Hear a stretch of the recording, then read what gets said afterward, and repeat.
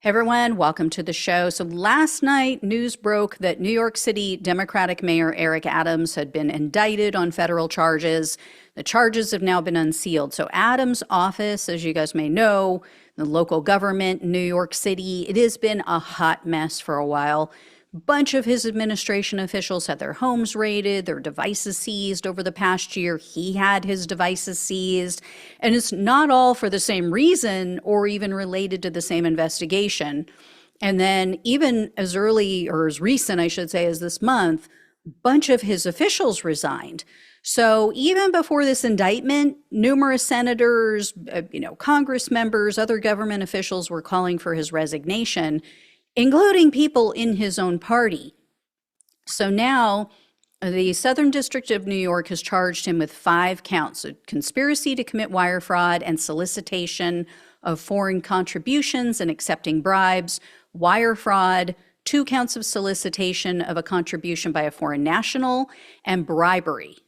In their 57-page indictment, it says that Adams has been allegedly committing these crimes for a decade. So this goes back to when he was just a Brooklyn borough president, all the way back to 2014. The government wrote, quote, Adams sought and accepted improper valuable benefits such as luxury international travel, including from wealthy foreign business people and at least one Turkish government official seeking to gain influence over him. By 2018, Adams, who had by then made known his plans to run for mayor of New York City, not only accepted but sought illegal campaign contributions to his 2021 mayoral campaign, as well as other things of value from foreign nationals. As Adams' prominence and power grew, his foreign national benefactors sought to cash in on their corrupt relationships with him, particularly when in 2021, it became clear that Adams would become New York City's mayor. Adams agreed, providing favorable treatment in exchange for the illicit benefits he received. After the inauguration as mayor of New York, Adams soon began preparing for his next election, including by planning to solicit more illegal contributions and granting requests from those who supported his 2020 mayoral campaign with such donations. So in short, they're accusing him of accepting bribes in exchange for favorable treatment for the country of Turkey. Investigators accuse Adams of accepting illegal campaign contributions through straw donors. So that means that these donations were attributed to someone else other than their true source of the funds. And evidently, New York has this program that allows for the public matching of funds for campaigns. So for every dollar that a candidate raises through small dollar donations, meaning it has to come from actual New Yorkers, it has to come from your constituent or, potential constituents. The city, for every dollar, they will match it with $8. So that money is obviously coming from taxpayer money. And so the candidates have to sign an agreement stating that they understand in order to qualify for these matching funds, the funds, they're small dollar donors. It can't be like straw donors. That is specifically cited. It can't come from non-US citizens and foreign entities or organizations or corporations, and you can't violate any laws. So it sounds like he ran a red light on all of that. He violated every single one of their rules because according to the indictment, Adams' mayoral campaign received over $10 million in matching funds by accepting these straw donations that actually came from foreign nationals. And they have text messages that prove this, that show explicit discussions of these illegal contributions. So in 2018, there was an Adams staffer and then a promoter of an Adams fundraiser or fundraising event that had the following text exchange. Promoter, quote, "Fundraising in Turkey is not legal, but I think I can raise money for your campaign off the record." Staffer, "How will Adams declare that money here?"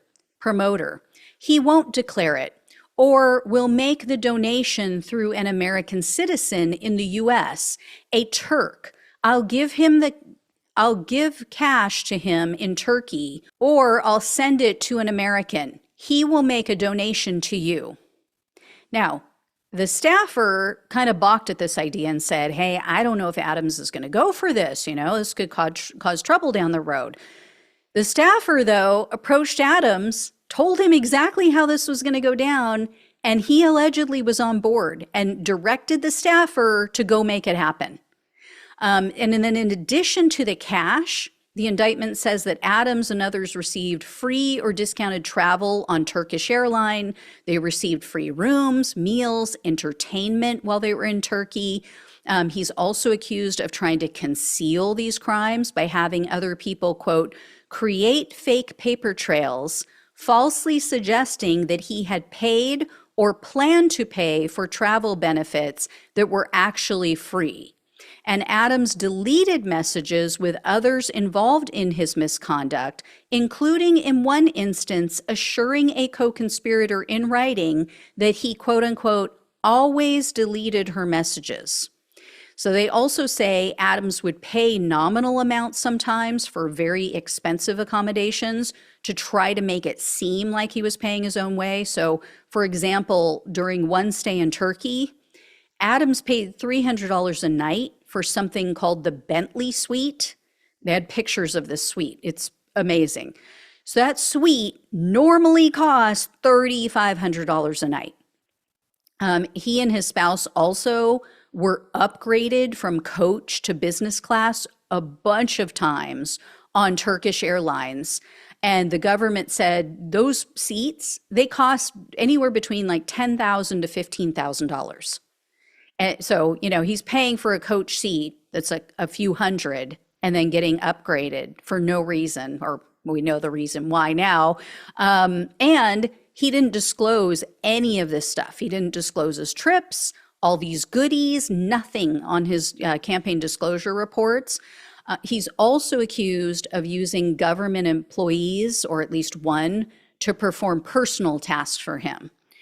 So obviously, this person's getting paid on taxpayer money, and they're being used for his personal use and benefit.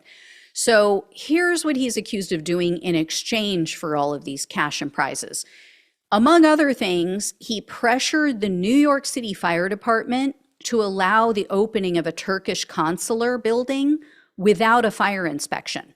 So they knew the building wasn't going to pass inspection.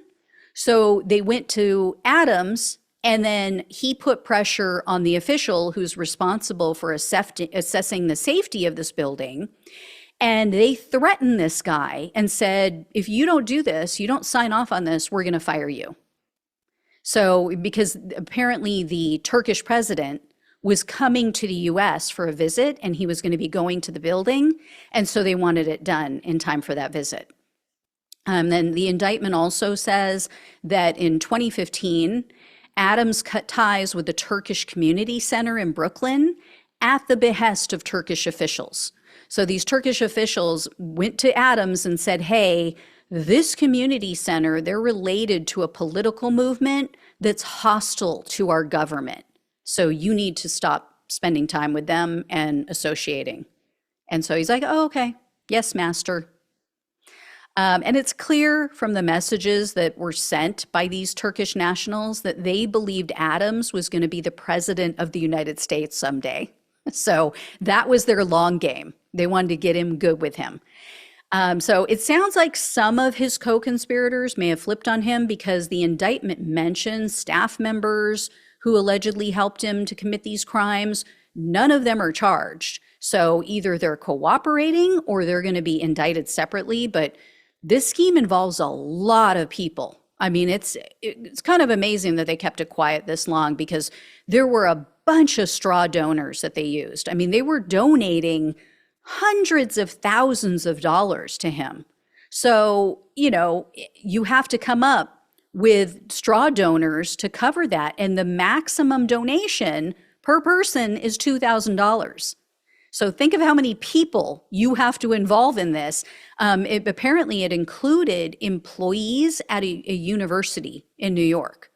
So this straw donor, this Turk, would go to the university and say, hey, I will give you, $100,000. You divvy it up among your staff and tell them to make a donation to Eric Adams. So if all of this is true, and it, kind of appears that it is based on the granular details in this indictment, he is screwed. And here's the thing.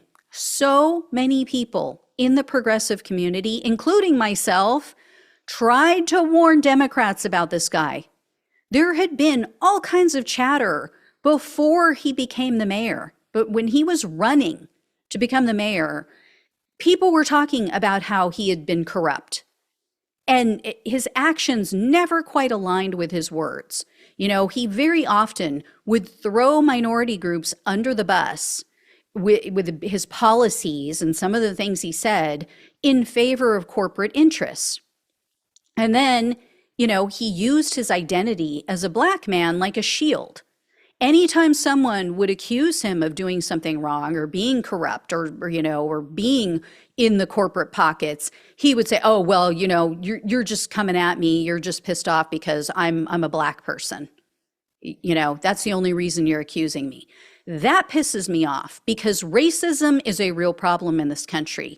And him crying wolf about it completely undermines and diminishes the very real cases where minorities are targeted because of their skin color or their nationality. I tried to tell a Facebook group that I was involved with, it's BLM supporters, it's Vegans for Black Lives Matter. I tried to tell them when he was running that he was sketchy and that, he was a Democrat in name only. He should have been a Republican because he was so sketchy and doing all kinds of stuff. And I got so much pushback, especially from fellow vegans. So yeah, this is one of the issues I have with my own party. Too many people on the left assume, oh, if they have a D behind their name, oh, they must be a good person. They must care. They must do the right thing, or if it's a person of color, we have to support them. If you really care about minorities, as I do, if you want them to be free from hate, if you want them to achieve their dreams, to, have every advantage in this country, then we have to start looking at candidates' history. We have to look at their character. And we have to vote based on the findings of that research, not just because you like who they are, they say a few things, bad about Donald Trump here and there. That doesn't cut it. That's how people like Adams get put in positions of power. And all it does is it undermines the Democratic Party, because then the Republicans can go, oh, well, see, you've got corruption on your side too. You've got people like this on your side too. And they're right. There are, because we're not doing our due diligence. So anyway, I will let you know when I hear more. Of course, he says it's all fake, it's all untrue, almost pulling a Donald Trump here with, blaming the deep state and, oh, they're coming after me because I'm doing good. No, he hasn't done anything. By all accounts, he hasn't done anything in New York City. Not one positive legislative win, not one positive policy that he has enacted since he was elected. So should have gone with Maya Wiley. Anyway, I will let you all know when I hear more. Thank you so much for watching and listening. Please like, please share, and subscribe. Please donate if you can. Love you guys. Take care. Talk with you soon.